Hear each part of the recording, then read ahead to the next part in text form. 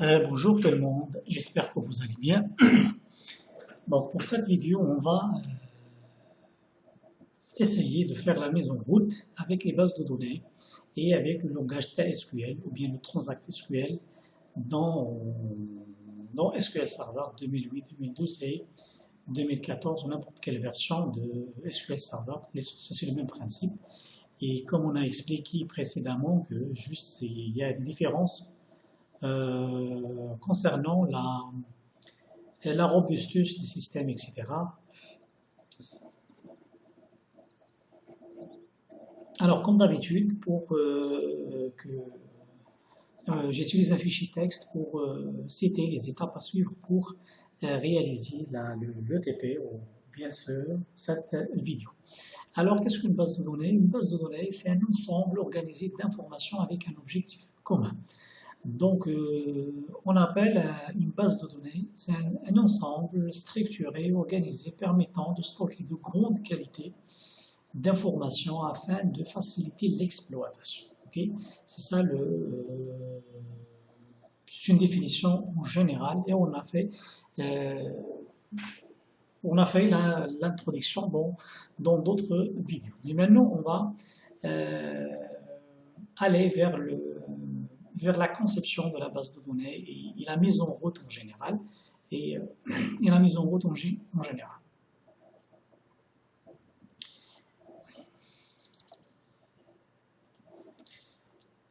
Alors, on va commencer par l'architecture au niveau en ce qui concerne les applications. L'architecture au niveau des applications en mode ou l'architecture client serveur. Il y a une image qui explique ça. Donc, je vais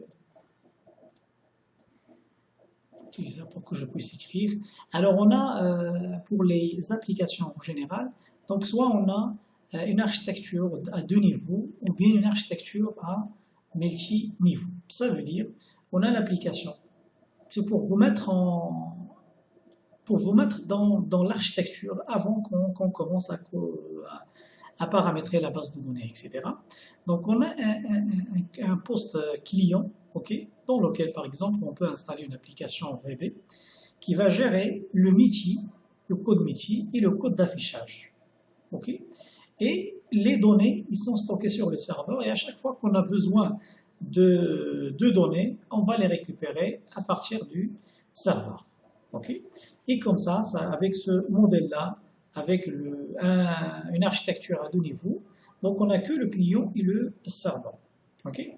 Donc, il y a une information importante ici, c'est avec ce modèle-là, donc on a besoin des performances concernant le côté client parce qu'on a la couche MIDI qui s'est exécutée au niveau de l'application, au niveau de côté client.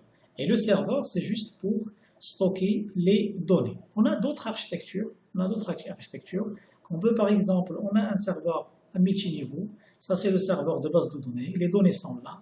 On a un autre serveur, ce qu'on appelle les serveurs d'application, et on a les clients. Et comme ça, ce client-là, il est soulagé. Et il va pas faire le traitement, il va juste faire l'affichage. Okay. Donc, comme l'investissement au niveau de l'entreprise côté serveur, donc les serveurs, généralement, ils ont une puissance importante, donc on doit l'exploiter. Okay. Et ne pas laisser le traitement au côté client. C'est un choix et selon le plan d'investissement de l'entreprise, comment ils voient les choses. C'est ce que je peux dire pour ça. Alors pour une base de données, et on a des bases de données classiques et on a des bases de données relationnelles. Quelle est la différence entre une base de données classique? Une base de données, on peut, un fichier Excel par exemple, avec des données, on peut le considérer comme une base de données.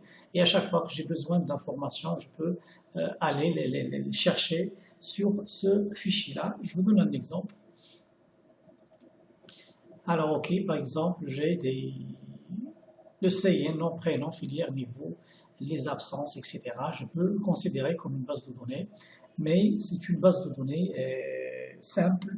Ok, simple, on va voir les limites de ce type de fichier ou de base de données. Ok. Alors, par contre, une base de données relationnelle, c'est un ensemble d'entités.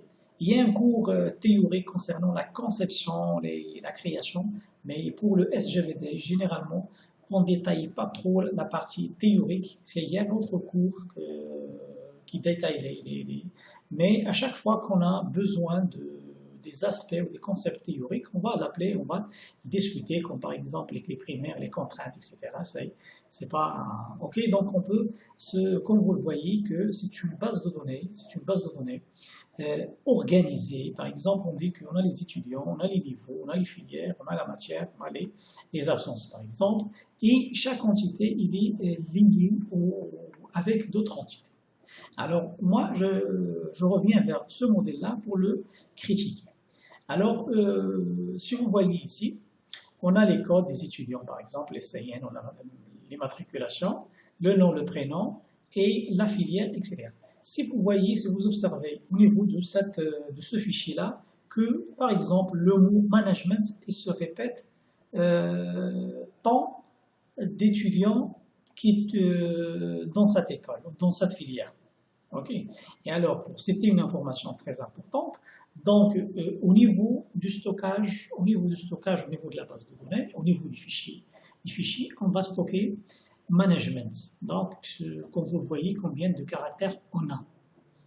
Okay. Et c'est multiplié par le nombre d'étudiants, multiplié par le niveau, etc. Donc, c'est le premier point.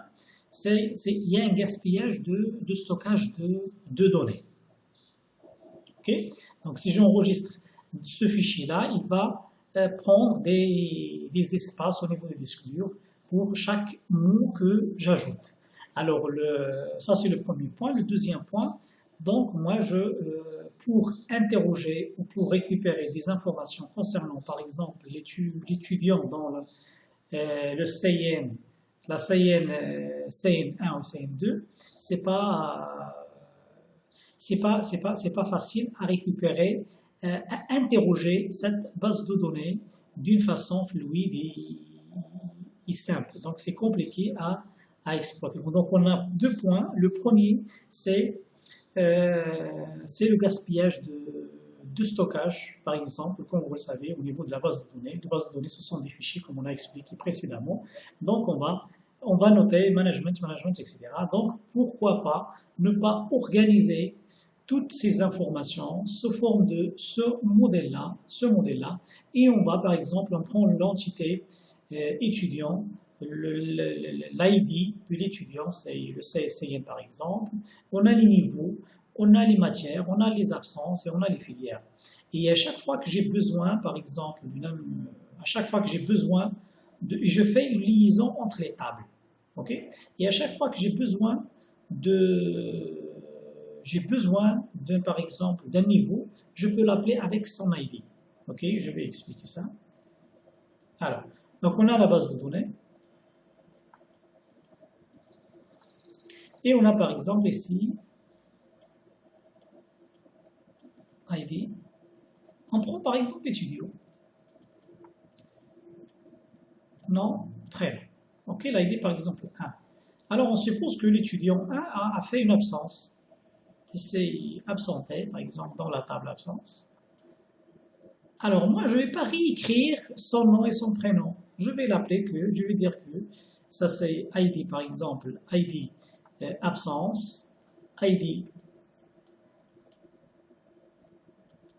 étudiant, et je vais mettre 1 ici. Et on a bien sûr une liaison entre les deux tables.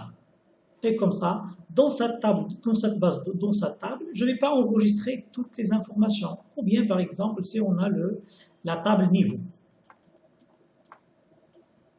Je ne vais pas écrire dans d'autres tables l'information, la répétition des données et la redondance, etc. C'est tout ça pour éviter la répétition et la redondance d'informations. Et comme ça, on peut relier des tables et gagner de l'espace. Et ça d'un côté. D'autre côté, une base de données relationnelle comme celle-là, et c'est facile à interroger, à développer, à faire pas mal de choses. Donc, c'est pas comme les... Et en classe, on donne l'exemple entre, par exemple, Excel et Access, et on peut discuter la différence. Donc, si on parle d'une base de données relationnelle, c'est pas une base de données classique. Il y a plusieurs modèles, types de bases de données. Il y a des bases de données hiérarchiques, etc. Mais le modèle le plus utilisé, pas actuellement, mais le modèle relationnel a montré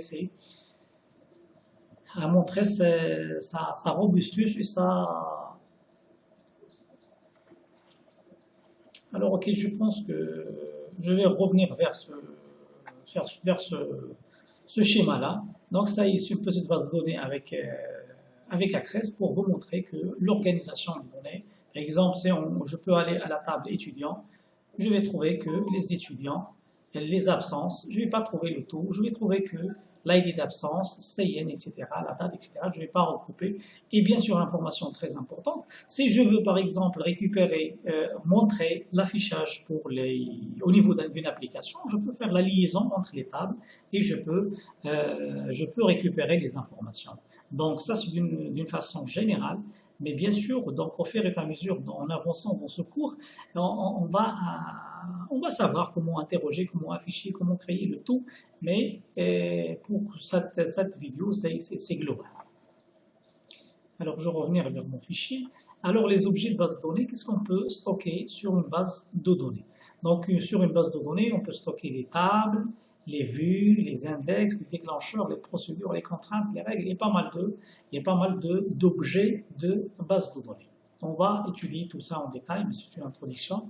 Alors, on va voir les types de données, les types de données. Je pense qu'il y a une image.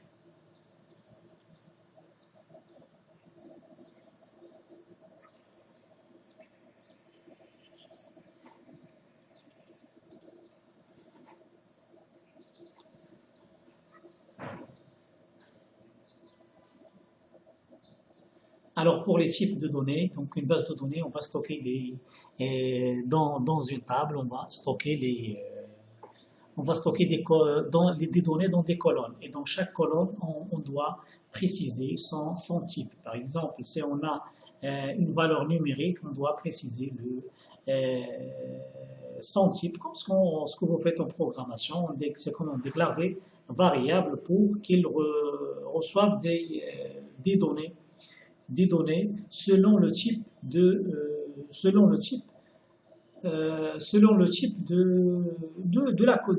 la donnée ou de la colonne. Alors donc pour les instructions SQL, bien sûr une base de données relationnelle, on utilise un langage puissant, c'est le langage SQL pour interroger cette base de données. Donc ce langage-là, il est structuré, et on a plusieurs catégories comment dirais-je, d'instructions. Donc on a par exemple, ça c'est d'après le cours officiel de Microsoft, c'est DML, langage de manipulation de données, DCL, langage de contrôle de données, DDL. Généralement on trouve trois pour le standard des instructions, on trouve que trois, mais Microsoft, il voit à une autre approche concernant ce genre, je pense, de catégories. C'est pour ça qu'ici, je trouve détaillé, par exemple, TCL, si vous faites une recherche sur les catégories d'instructions SQL, moi, d'après ce que j'ai constaté. Alors, on a TQL, les instructions SQL pour select, donc c'est juste c'est un choix de Microsoft si vous voulez. Alors je vais passer pour on parle des instructions avant qu'on parle. Ah oui. Alors, une information très importante. Alors, donc, le SQL, c'est le SQL, le langage SQL, c'est le langage qu'on va utiliser pour interroger une base de données relationnelle. OK? Donc, une base de données relationnelle, ce langage-là, il est structuré sous forme de plusieurs catégories. Okay.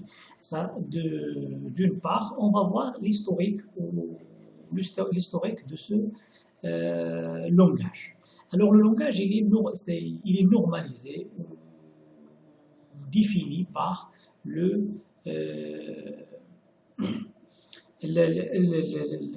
l'ANSI, donc l'organisme de normalisation, okay, il est créé en 1990. Okay. Et alors, donc, ça c'est ce qu'on appelle la version originale, ou bien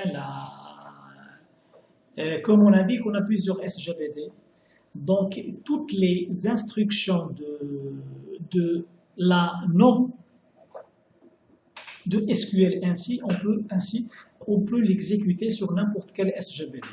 Mais on a d'autres, pour chaque SGBD, à développer une extension pour enrichir ce langage d'interrogation de base de données. Okay? Par exemple, ici, la définition, c'est la partie commune sur la norme, c'est ce qui a été validé au niveau des organismes de standardisation. Et ici, on a par exemple, Microsoft a implémenté ce qu'on appelle le TSQL ou bien le Transact SQL. C'est le nom, il vient de Transact SQL. Et on a par exemple, si on prend Oracle, on trouve le PLSQL. Alors que donc, avec des requêtes simples, SQL, Select, etc., donc on ne peut pas, généralement, on ne va pas exploiter, c'est ça l'objectif, on va voir ça en détail, on ne va pas exploiter la puissance sur un serveur. Par exemple, le serveur, il va juste afficher on va consulter on va consulter les données à partir du serveur et on va les traiter avec un langage de programmation côté client. Et comme on a vu dans l'architecture, donc si on a un client qui n'a pas assez de performance, donc le système il va pas exécuter rapidement un traitement. Donc pour enrichir ce langage SQL basique au standard, donc ils ont ajouté une extension, on peut développer, on peut faire c'est comme ce que vous faites avec par exemple la programmation Java, etc. Je peux faire des boucles, je peux faire des tests, etc. On va voir. Pour traiter, pour faire un traitement côté serveur, pour traiter les instructions, pour donner la valeur au serveur pour exécuter. Par exemple, je vous donne un exemple que je donne à ma classe. Donc, si je veux vérifier est-ce qu'un étudiant a validé l'année ou non. Donc, on a deux cas.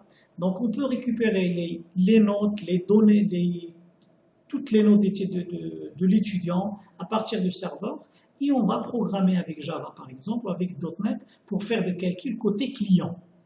OK? Et donc, le traitement pour vérifier est-ce que l'étudiant a validé ou non, il est fait côté client. OK? Donc, ça, c'est le premier cas. Ou bien, on peut demander de SGBD de faire le calcul et de juste nous renvoyer le résultat. Donc, avec le SQL basique, on ne peut pas faire ça. Donc, avec le TSQL et le PLSQL, on peut créer, par exemple, des procédures stockées et on va faire un calcul. Et la procédure stockée, il va renvoyer juste le 1 ou 0. C'est 1, l'étudiant a validé l'année, c'est 0, et là, il n'a pas validé. Et le côté client, côté clé, je pense que je montre ça. Donc, on a le serveur et on a le client. Alors, pour l'affichage, alors pour dire que l'étudiant 1 a validé ou non. Donc, on a deux méthodes. Soit on va récupérer les données de SQL du serveur, les données, les notes, okay, et le système, il va faire le calcul ici. avec le langage, langage développé par là, avec lequel on a développé l'application Java, .NET, etc. Alors ça, c'est donc le calcul, il est là. Et comme on n'a pas un client puissant qui peut faire des traitements, pas mal de traitements, on va sentir que ça marche pas bien. Ok, ça c'est la première solution. La deuxième solution, on va demander du serveur. C'est pour ça qu'on a parlé de l'architecture de niveau ou au multiniveau. On va faire le calcul ici. Et le système, il va envoyer, par exemple, 0 ou 1. 0 a échoué, 1 a validé. Et le système, il va dire que, OK, il va juste l'afficher. Donc ça, c'est un traitement, c'est pour savoir, c'est pour comprendre ça. Ça, c'est traitement côté serveur, et ça, c'est traitement côté client. Et comme on a investi, on achète des serveurs avec une belle somme, donc il faut généralement donner la main au serveur. Alors, c'est tout ça pour revenir qu'avec un langage basique, standard, normalisé, on ne peut pas faire trop de choses côté serveur. Ok, c'est pour ça qu'on a le langage, le TSQL, et on a le PLSQL. Donc, ce sont des langages qu'on peut faire. On va voir ce qu'on peut faire avec ce sont des extensions. On a le SQL normalisé et on a des extensions. Ça, c'est pour Microsoft, ça, c'est pour Oracle. Alors, je vais revenir dans mon fichier. Alors, c'est juste un exemple de... C'est juste un exemple d'une requête simple. Donc, comme une base de données relationnelle, je peux l'appeler avec. On va utiliser ça en détail. Donc, pour le TSQL, le SQL en général, on a des opérateurs. On a les opérateurs arithmétiques, les opérateurs d'assignation, etc. Les opérateurs de comparaison, logique, etc. Donc, c'est comme ce qu'on fait en programmation. Alors, ici, pour le TSQL, il y a une image. Alors, par exemple, comme vous le voyez ici, donc c'est comme si on a un langage de programmation, on peut faire le try catch pour récupérer l'erreur, etc. Et tout ça, il est exécuté côté serveur. C'est ce que vous devez retenir. Peut-être que j'ai trop parlé de ce point-là, mais l'essentiel, c'est ça. Pour une architecture,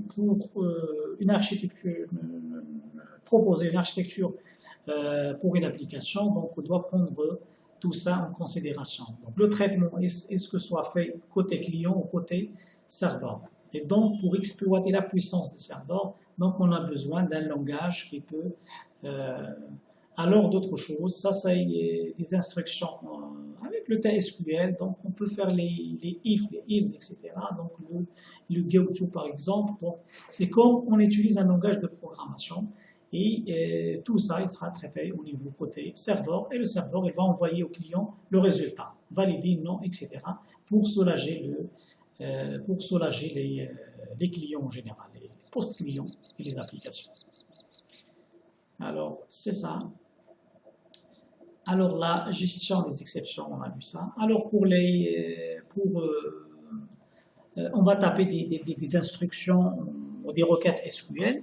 Donc, pour faire des commentaires au niveau d'un fichier SQL à exécuter, donc généralement, on peut ajouter des commentaires. C'est comme, sauf que pour ajouter un commentaire avec soit un multiligne, soit une seule ligne, donc on utilise tiré ou bien le slash, étoile, slash.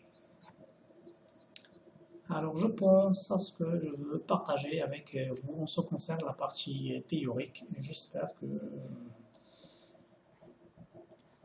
Alors, pour interroger une base de données, on a déjà vu ça. On peut utiliser le SQL Server Management Studio, le Excel. Je peux utiliser, par exemple, c'est une application cliente. Et comme vous le savez, la puissance, on va voir ça dans le TP, comme vous savez la puissance de ce client-là, Excel, je peux connecter ma base de données sur SQL Server et je peux récupérer les données et faire des graphes, etc. C'est assez simple, la mise en page, etc. Je peux utiliser Excel comme application cliente. Je ne vais pas développer une application, mais on va voir le test. Et il y a un client CMD, un client mot de commande, on peut taper des commandes, etc. Et on a le PowerShell, on peut interroger notre serveur avec le PowerShell. Le PowerShell, il y a le shell sur Linux, et Microsoft, ils ont développé le PowerShell pour faire la concurrence comme vous le savez, que l'invite de commande classique développé, ça fait longtemps avec les MS-DOS, il n'est pas un vrai interpréteur de commandes, etc. Et Microsoft,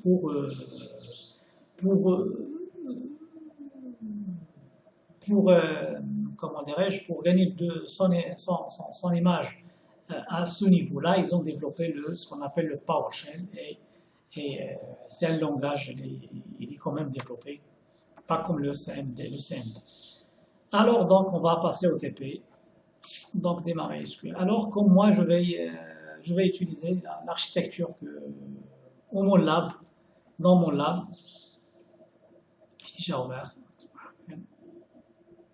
Dans mon lab, moi, j'ai déjà une instance installée de SQL Server. Je peux travailler sur le serveur, ou bien je peux appeler un client. J'utilise moi mon Windows 10. Je peux appeler un client Management Studio 2007, la version 2017, et je peux fermer ça. Alors, je peux me connecter. Je vais me connecter pour vous montrer. J'ai expliqué ça dans la mise en place de Solab, moteur de base de données, mon serveur. Je tape mon Pro étoile 009. Ok, les bases de données, c'est la suite des autres TP. Alors, je me suis connecté avec lancer le navigateur à partir de management, c'est juste des astuces. Et ici, on peut, pour chercher l'aide, on peut. Et où? Fenêtre. Tac, tac, tac, tac, tac. Ajouter. Donc, on peut lancer un navigateur à partir de. On peut aller dans l'aide à partir de Management Studio. Je vais chercher outil. Tac, tac. Alors, ou bien je vais voir les anciennes versions.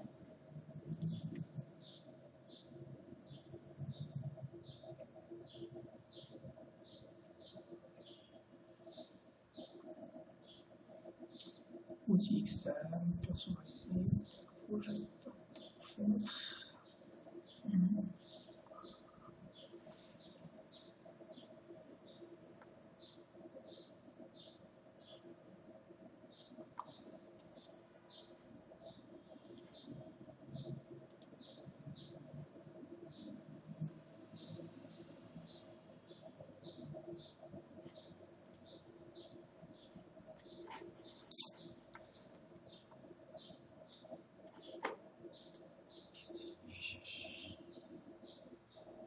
Oui, navigateur web. Là, je vais vérifier est-ce que sur la version 2000 Management Studio, donc on a dit affichage, explorateur de solutions, de modèles, on a trouvé ça ici.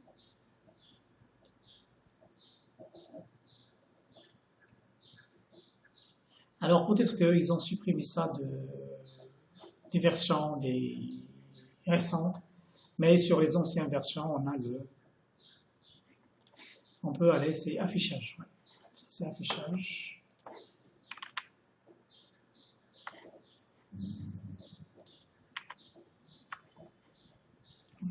Okay.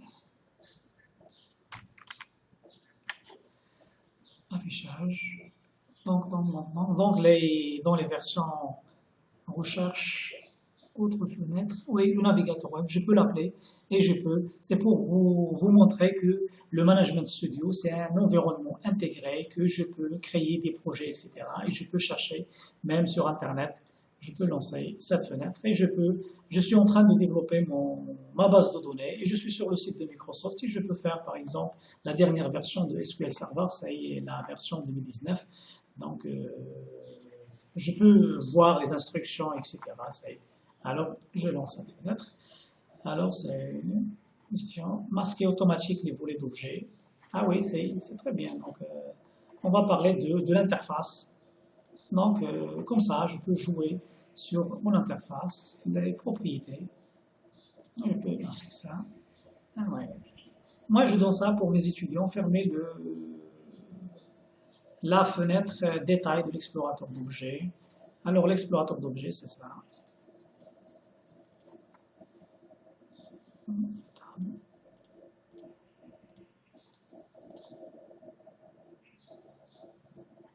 Affichage, détail, oui, c'est ça. C'est la fenêtre au milieu.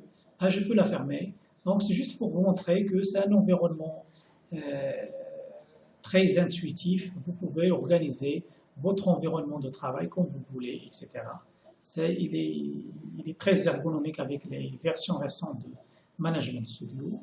Alors, fermez la fenêtre détail, on a fermé le volet explorateur. Par exemple, parfois, l'étudiant, il cache ça. Je ferme ça. Donc, on a affichage, explorateur d'objets, c'est ça, affichage. Le détail de l'explorateur, c'est ça, le détail. Alors, je ferme ça.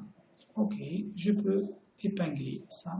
Affichage, et on a plusieurs. Par exemple, le serveur inscrit, explorateur de solutions. L'explorateur de solutions, c'est comme vous faites avec le Visual Studio.NET, on peut créer une solution, une nouvelle, c'est pas nouvelle, ajouter. Je peux ajouter un projet où je peux travailler comme je veux. L'essentiel, c'est OK. C'est ça. Donc, c'est cette interface. Moi, avant qu'on passe aux requêtes, etc., parfois, pour donner pour cadrer l'étudiant à travailler avec cet environnement. Affichage le volet explorateur d'objets, on a vu ça. Le détail, afficher le volet propriété. Par exemple, on a toujours par là. Propriété, les tâches, etc. Donc, l'essentiel, fenêtre propriété. Comme vous le voyez, par exemple, on a la solution X. C'est juste pour vous montrer que c'est un environnement, c'est pas figé, c'est pas rétablir la disposition des fenêtres par défaut.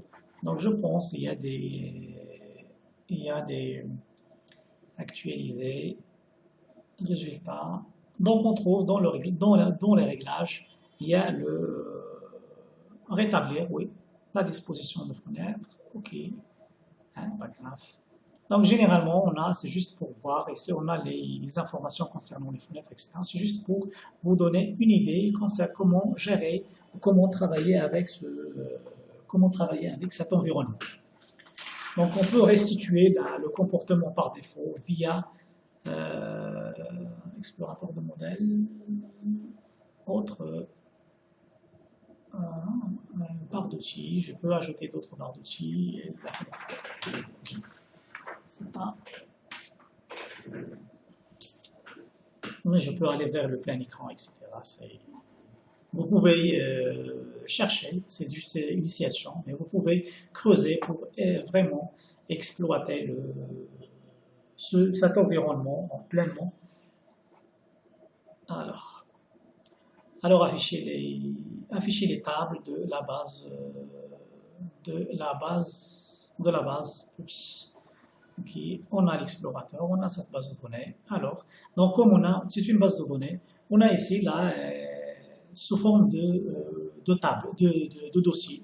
Donc on a ici les tables, on a les vues, on a les synonymes, et c'est une arborescence bien structurée. Par exemple, si je cherche la sécurité, des trucs concernant la sécurité, je ne vais pas le chercher dans les tables, par exemple. Je vais aller dans un dossier, je vais trouver les utilisateurs, les rôles, etc., les schémas. Il y a pas mal le stockage. Donc, c'est juste pour avoir une idée générale sur le... Alors, ça, je peux voir les tables. On a les shifts. Alors, on a des tables, ok. C'est juste pour montrer. Alors, on va créer une requête SQL ou une fenêtre pour une requête SQL. Alors, pas projet, nouvelle requête. Et le système, il va l'intégrer. Alors, je vais figer ça, ok. et le système il va m'inviter. Alors, propriété, je peux fermer ça. Ok. Et donc, je peux écrire mes requêtes au niveau de cet espace. Sélectionner la base de données et afficher le contenu de la table jobs. Donc, on a déjà l'instruction ici, copie. Ok, je peux. Alors, on a des go et select. Alors, pour exécuter des requêtes, il suffit juste soit je clique sur exécuter. Ok, je clique sur exécuter. Le système il va exécuter toutes les requêtes qu'on a sur le fichier.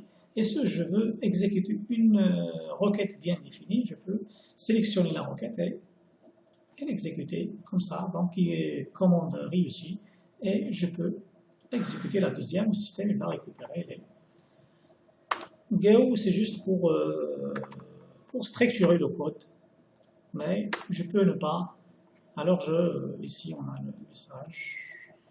Je peux use. Ici, on a le vérificateur, l'analyseur. Il peut analyser la commande, c'est bon. On peut faire des débogage, etc. C'est un environnement très puissant. On peut aller dans les plans d'exécution des requêtes, etc.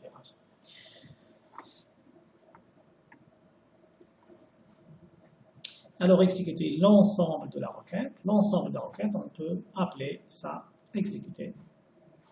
J'exécute le tout. Ou bien enregistrer ça dans ce fichier-là. Alors, je peux enregistrer ce fichier, enregistrer.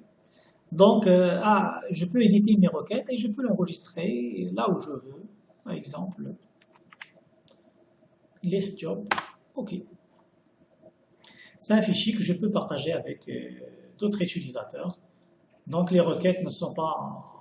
Je peux récupérer mon fichier, fermer la fenêtre. C'est didactique pour les étudiants. Moi, je ferme la fenêtre. Par exemple, je peux appeler une deuxième fois mon fichier. Et dans mon fichier, je trouve les requêtes que j'ai. C'est juste pour vous montrer comment sauvegarder les requêtes que vous avez. Par exemple, pour rendre un TP. Donc, on va taper les instructions et après on va envoyer le fichier en général. Il contient toutes les instructions. Alors, ça j'ai fait ça. Donc, exécuter par instruction, j'ai expliqué ça. Alors, ajouter à la requête à la fin, donc select employee.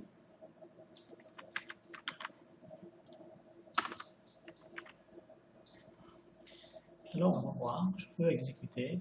Alors, comme vous le voyez ici, il n'y a pas le système, il n'a pas trouvé l'objet employé. Il n'a pas, peut-être que ça n'existe pas dans la base sélectionnée. Et donc, la base sélectionnée, je peux le savoir, c'est ici. Donc, on a les bases de données qu'on a, ok? Les bases de données qu'on a. Je peux changer ça avec l'interface graphique ou bien avec l'instruction use. Ok, je vais suivre mon TP, enregistrer.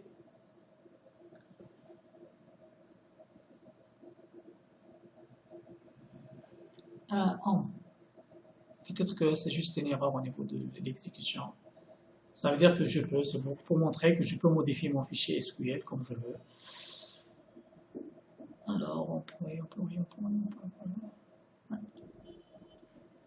Ouais, il y a une erreur. Alors, je peux exécuter et je peux enregistrer le fichier. Et comme ça, je garde mes fichiers. C'est ça l'idée. Exécuter la dernière instruction, enregistrer le fichier, créer une nouvelle.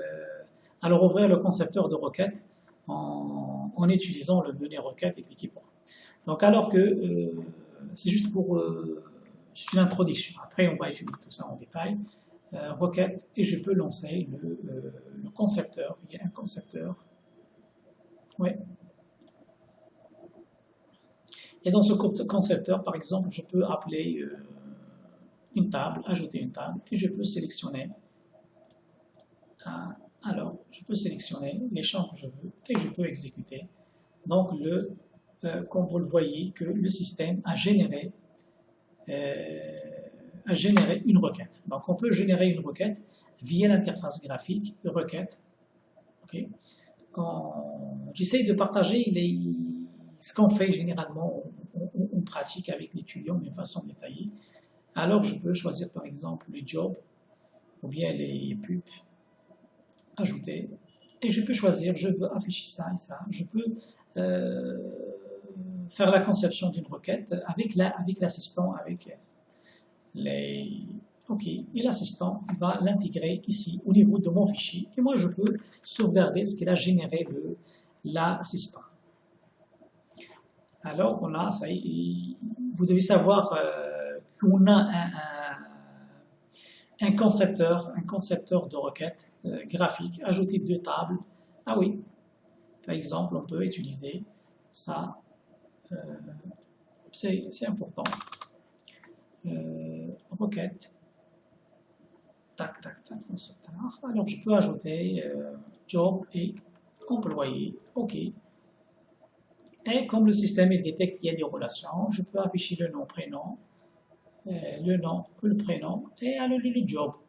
Ok, ok. Ah, donc ça y est, le système il génère la requête et je peux l'exécuter. Ok, on a le résultat. C'est ça l'idée, c'est ce que je veux partager avec les étudiants. Alors sélectionner, je donne de ça, je exécuter la requête. Alors enregistrer le fichier sous forme ce dont. Alors, ok. Et alors enregistrer.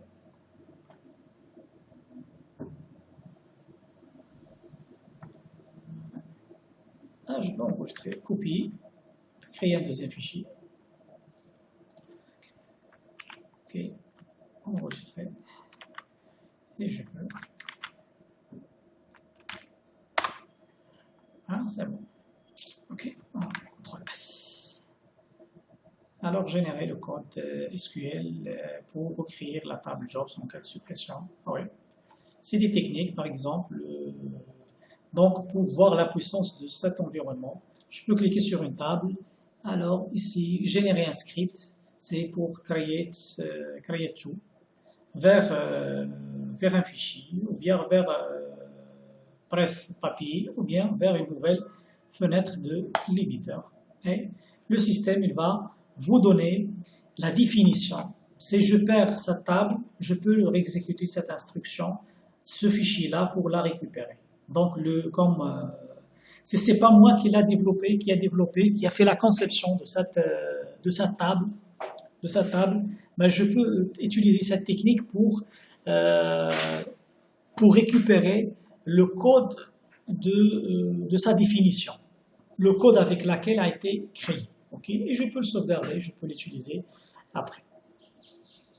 Alors, générer le code SQL en cas de suppression, donc démarrer l'utilitaire, exécuter les. Alors, on va donc ça ne marche pas à partir d'un. Moi, je travaille sur Windows 10, ok, et le serveur il est sur une machine virtuelle, ok. Donc, il y a un client SQL CMD. Je vais pour vous montrer SQL CMD. Cette commande, je pense qu'il n'existe pas sur mon système. Il est sur le serveur. Il n'est pas. Oui, elle de Microsoft sur Microsoft. Ok, la commande existe, mais il ne trouve pas les détails pour la connexion. Alors, pour exécuter cette commande, on va voir que le SQL Server vous offre, bien sûr, il faut l'exécuter sur le serveur ou sur votre machine, si vous CLS. Ok. Alors, donc, je suis sur le serveur, sur la machine sur laquelle le SQL Server est installé, et je vais taper SQL CMD. Ok, et le système, il m'invite à taper des commandes. Donc, on a vu la puissance de Management Studio, ce qu'on peut faire, etc. Il y a un utilitaire, ligne de commande, on peut exécuter les requêtes suivantes. Je peux utiliser ça, copie.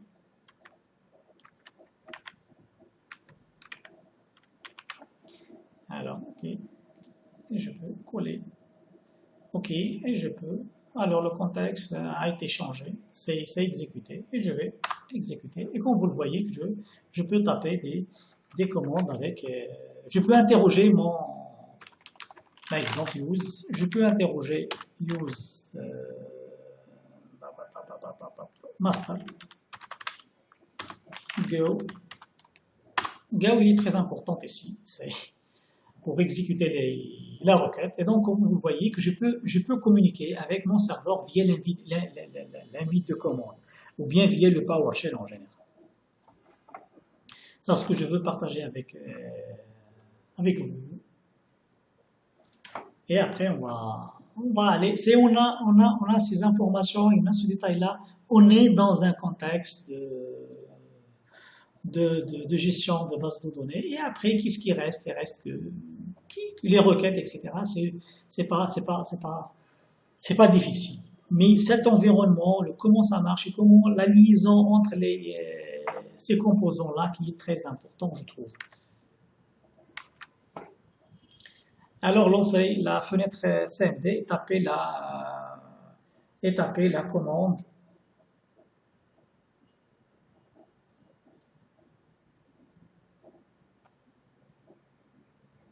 Ah oui.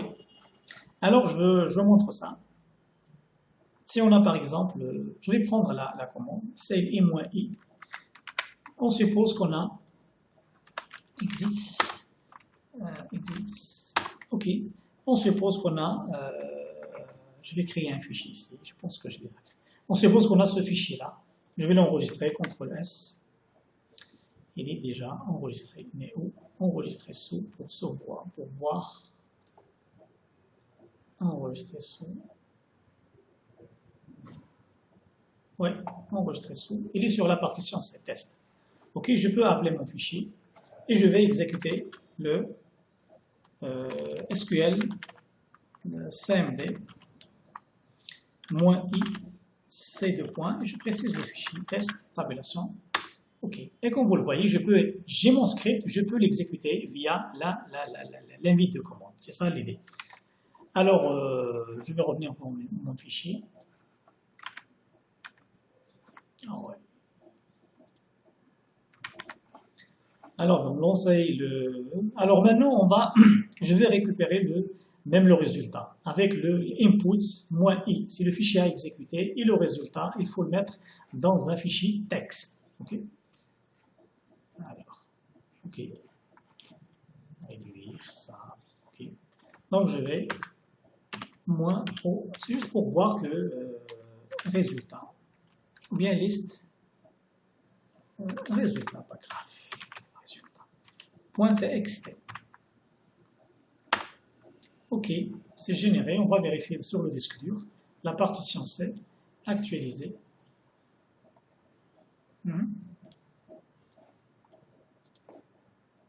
Ah oui, c'est le résultat. Il faut préciser le chemin. Ah, comme vous le savez, le taux, il lit le système. Ah, ok. Elle a créé sur le dire. Elle a créé le résultat, le premier, c'est sur le profil de l'administrateur. Je n'ai pas précisé. Actualiser, et on a le résultat, je peux l'éditer avec ouvrir. Et comme vous le voyez, je peux récupérer l'exécution de la requête.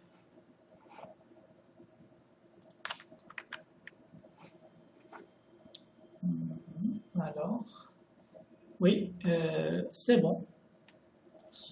Alors maintenant, on va utiliser Excel. Comme vous le savez, que la puissance de ce logiciel-là, de cette application, il est très utile, très utile. On peut pas l'échapper en entreprise. Ok. Et donc on va faire une connexion de SQL, de Excel, Microsoft Excel, avec notre serveur et pour exploiter l'application Excel et récupérer les données à partir de SQL Server. Nouveau. Ok. Ok, je pense que données externe, autre, à partir je pense, de SQL Server. J'espère que je n'ai pas oublié. Alors, le nom du serveur, comme vous le savez, l'adresse de mon serveur. Et bien sûr, on ne va pas utiliser l'authentification Windows parce que le PC Windows 7 et Windows 10 et le compte professeur de Windows 10, il n'est pas enregistré au niveau de SQL Server. Donc on a étudié tout ça en détail. C'est pour ça qu'on dit qu'il faut utiliser l'authentification SQL. Pro étoile 0809. Donc suivant. Ah, le système, il a détecté, il a détecté les bases de données. Le quoi? Alors, je vais récupérer les jobs, par exemple. Ouais, les jobs. C'est juste un exemple. Ou bien je dois les ventes. Je cherche les ventes et c'est mieux. OK. Alors, tac, tac, tac, je peux enregistrer cette connexion. OK. Oui. Et comme vous le voyez ici, on a les données sont récupérées à partir de notre SQL Server. Okay? À partir de notre SQL Server, on peut bien sûr modifier, etc. Il y a pas... Mais ici, c'est pour vous montrer que, par exemple, si je veux développer les tableaux croisés dynamiques, si je veux, par exemple, faire des graphes, insertion, graphe, et comme ça, oui, c'est un exemple. J'ai un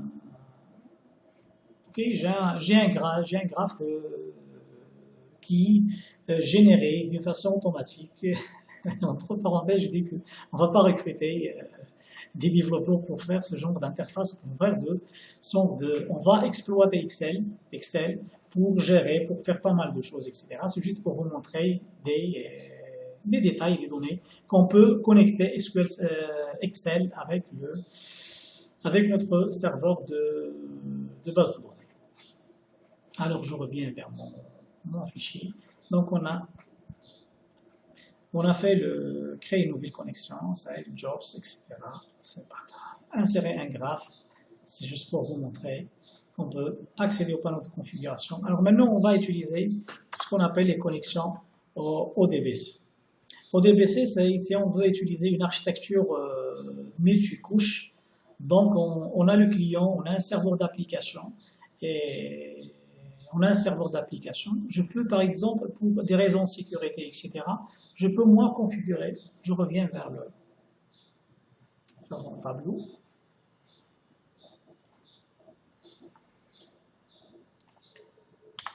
Alors bien, je vais revenir vers l'image qui explique ça.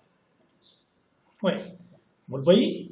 Donc ici, on a l'application. L'application, il va demander du serveur d'application des données. Et ce serveur d'application, généralement, on n'a pas les données sur ce serveur-là. Donc, les données, ils sont stockées sur le serveur de base de données. Alors, ce serveur-là, il va communiquer avec un composant OLEDB ou bien avec l'ODBC. On va voir comment on peut configurer ça. Alors, ça, ce qu'on va faire avec... on va aller dans le panneau de configuration, on va lancer des sources ODBC et on va ajouter des connexions sources. Ouais, okay. Alors le panneau de configuration, je vais utiliser mon PC client. Donc comme vous le voyez, avec cette architecture, moi j'utilise Windows 10 et le serveur il est sur la salle serveur. Je travaille comme je veux avec l'environnement que je préfère. Je ne suis pas obligé d'utiliser d'aller sur le serveur pour exécuter Alors, l'ODBC, il est où?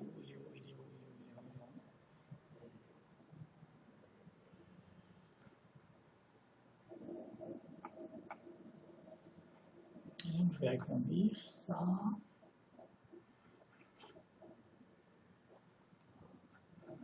Je pense dans l'outil d'administration. Outil d'administration. Oui, l'ODBC. Je vais utiliser, je pense, 32, c'est pas un problème. Donc ici, je peux déclarer, par exemple, je vous donne un exemple. Si je veux taper le mot de passe de la connexion vers le serveur, SQL Server, et je vous donne juste le nom de la connexion. Si vous voulez accéder au serveur de base de données, utilisez cette connexion. Donc, je vais passer on a des sources utilisateurs, s'ils ont en relation avec le compte que j'utilise, et on a des Et on a des sources système que tous les utilisateurs, comme vous le voyez tout à l'heure, avec le fichier Excel, on a créé une connexion. Cette connexion, elle est enregistrée sur ce profil-là. Alors, source de données système, je peux ajouter SQL, je peux utiliser, je pense que je peux utiliser 32. Alors, c'est ce nom. Et ici, je vais chercher le driver qui va faire le...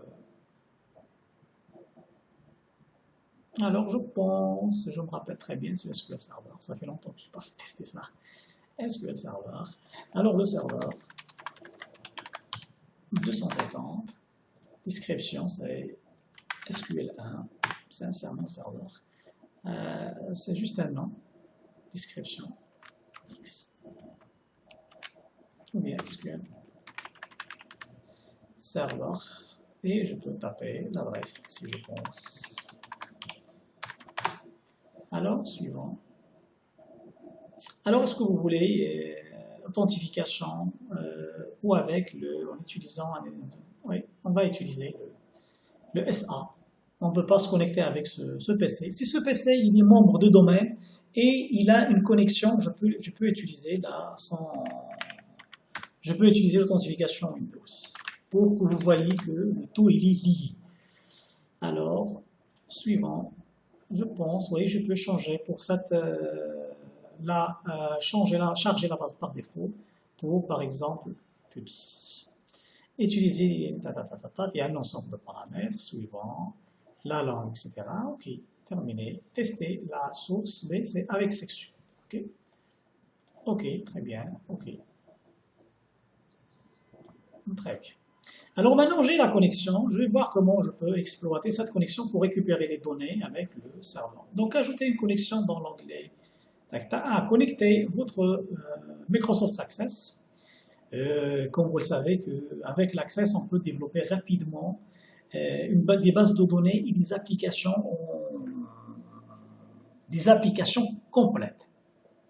Ça veut dire avec l'interface, avec tout, avec des formulaires, des états, etc. Donc, c'est juste pour vous partager avec vous cette information. Alors, je vais fermer ça.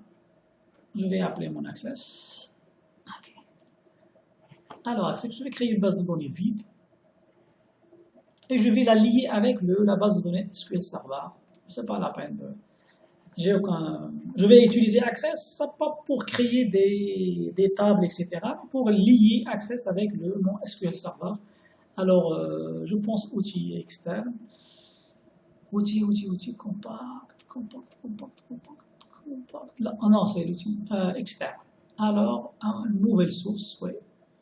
À partir d'un fichier, à partir de base de données Access, à partir de SQL Server. Je pense que c'est ça, les versions.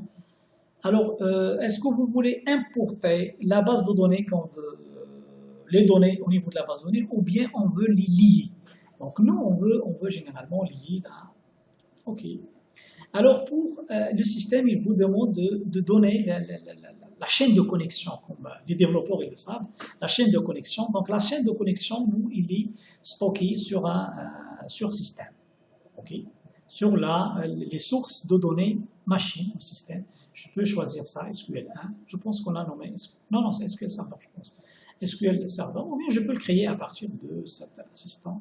OK, le système, il a détecté la connexion, il a essayé de contacter le serveur et il me donne de taper le mot de passe pro étoile sur 09. OK. Et comme vous le voyez, on a la base de données, notre base de données, on va pas récupérer tout. On va récupérer il y a le contrôle. OK, et je peux récupérer,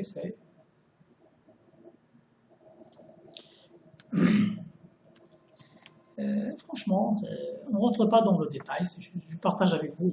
Donc, ce sont des tables liées. Par exemple, je vous donne un exemple. Et je peux ajouter, bien sûr, c'est les auteurs.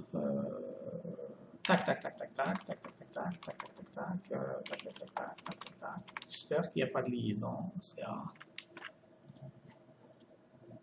Non, donc il y a insert, c'est chez Excel. Donc on peut, bien sûr, il n'y a pas de problème. Je vais chercher c'est juste des contraintes au niveau de la A. Je peux prof 25. Comme vous voyez, ok, j'ai changé ça. On va le récupérer on va récupérer c'est ce qu'on a, c'est les jobs.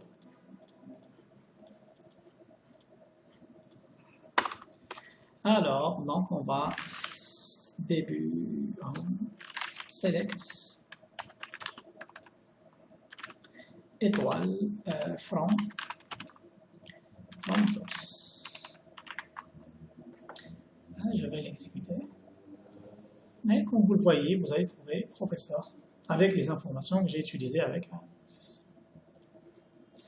C'est très bien. Alors, je peux utiliser par exemple les outils de base de données pour voir les relations, pour pas mal de choses. La même chose, je peux exploiter cette... et il n'a pas détecté les relations. C'est au moment de l'importation, le système il m'a invité de faire les relations. Mais c'est juste l'idée. Donc, on peut travailler avec Access.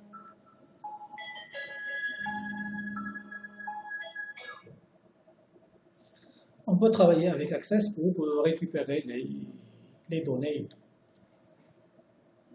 Ok, je peux enregistrer, ça c'est pas la peine, je peux enregistrer ma base de données sur mon PC et à chaque fois que je vais la lancer, le système il va récupérer par exemple, je peux utiliser assistant état et je peux utiliser les jobs par exemple, tout, tac, tac, tac, tac, et terminé. Ok, comme vous le voyez, la puissance de cette version d'Access, je peux voir des états, etc. Je peux utiliser des requêtes. C'est pas ça l'objectif je peux le modifier, ajouter des logos, etc. Donc l'essentiel, à travers cette vidéo, ce cours-là, j'essaie de partager avec vous. Et moi, c'est l'approche que j'adopte avec mes étudiants, c'est d'essayer d'intégrer ou de connecter l'étudiant avec un environnement de production, avec un environnement professionnel. C'est pas, il reste pas juste, il n'y a pas que le côté pédagogique, etc., académique, mais on donne comment dirais-je, une liaison avec les pratiques et avec ce qu'on fait en entreprise. Et nous sommes des praticiens. Et on essaye de partager ce savoir et ce savoir-faire avec l'étudiant. Et comme ça, l'étudiant, il est briefé, il peut intégrer un environnement de travail. C'est d'une façon facile. Il ne trouve pas de difficultés pour intégrer des environnements professionnels à cause par exemple, on a étudié ça d'une façon académique juste pour comprendre, etc. Mais on essaye de partager pas mal de c'est comme un transfert de compétences pour que l'intégration soit facile. Et mes étudiants le savent, alhamdoulilah. Alors, je pense que j'ai rien caché.